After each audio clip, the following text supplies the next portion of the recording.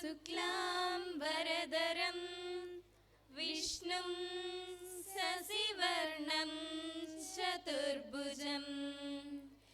प्रसन्नवदनं ध्यायेत् सर्वविघ्नोपशान्तये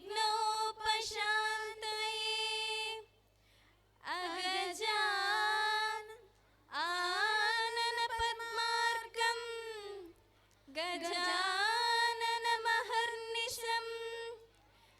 अनेकदन्तं भक्तानां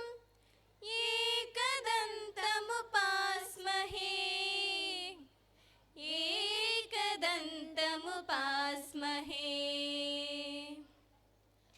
गणनायकाय गणदैवताय गणाध्यक्षाय धीमहि गुणशरीराय गुणमण्डिताय गुणेशानाय धीमहि गुणातीताय गुणाधीशाय गुणप्रविष्टाय धीमहि एकदन्ताय वक्रतुण्डाय गौरीतनयाय धीमहि गजेशानाय बालचन्द्राय श्रीगणेशाय धीमहि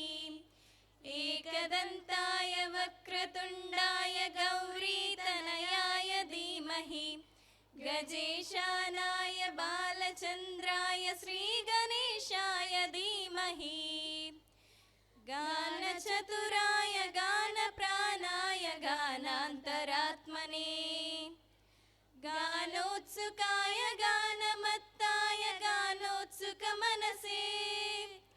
गुरुपूजिताय गुरुदैवताय गुरुकुलत्वायिने गुरुविक्रमाय गुह्यप्रवराय गुरवे गुणगुरवे गुरुदैत्यकलक्षेत्रे गुरुधर्मसदाराध्याय गुरुपुत्रपरित्रात्रे गुरुपाखण्डकण्डकाय गीतसाराय गीततत्त्वाय गीतगोत्राय धीमहि गूढगुल्फाय गण्डमत्ताय गोजयप्रदाय धीमहि गुणातीताय गुणाधीशाय गुणप्रविष्टाय धीमहि एकदन्ताय वक्रतुण्डाय गौरीतनयाय धीमहि गजेशानाय बालचन्द्राय श्रीगणेशाय धीमहि एकदन्ताय वक्रतुण्डाय गौरीतनयाय धीमहि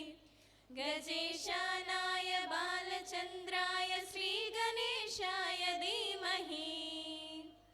Thank you.